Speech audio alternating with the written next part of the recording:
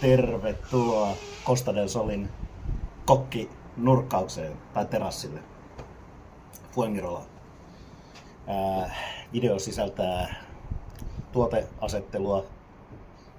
Fuengirolan veneretket isona sponssina. Nyt kun ei ole just nyt aamulla veneellä, niin sitten tehdään tällaisia kokkailuja. Noniin. Totutusta tavasta poiketen. Ei tehdäkään mitään grilliruokaa eikä mitään muuta, vaan tehdään sellainen erilainen juttu. No mutta kohta nähdään. Kokin pitää olla aina sellainen pieni välinäppäinen. Tällä kertaa terveellisesti vesimelonia. Ja ruokajuoma. Joskus on saattanut olla punaviiniä ja muita tuotteita. Niin tällä kertaa erittäin terveellisesti. Tää ei ole maksettu mainos. Inkiväärishottia Lidlistä.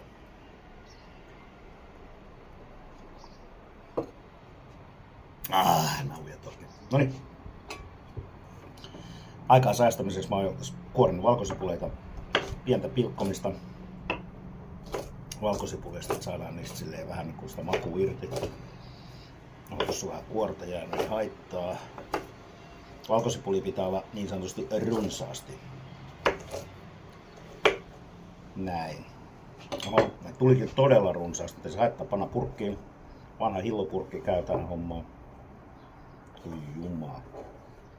Laitetaan kaikki, niin ei sit jää mitään niinku. Noin. Sitten erittäin hyviä oliiviöljyjä Andalusiasta. Very soon next in your shop. Nyt käytetään tämmöstä öljyä, ehkä siksi kun tää on isoin purkki. Ja ei tuu, nyt lähti tulee joo. Tää on siis semmonen valkosipuliöljy, mitä on kiva laittaa johonkin ruoan päälle pitsoihin. Ja niin, asiasta kuudelta. Tänään reseptin mä sain yhdeltä hyvältä ystävältä, erittäin kuuluiselta pizzakokilta. Hänen nimensä on Markku von Pinsa. Ja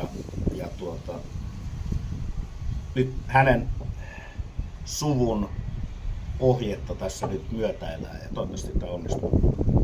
Eli öljyä runsaasti. Täällähän tää on halpaa täällä Espanjassa ja hyvää kaiken lisäksi. Mä vielä vähän sen noin. Okei. Sitten pieni suola, kuulemma ihan vähän suolaa sano Markku von Pinsa.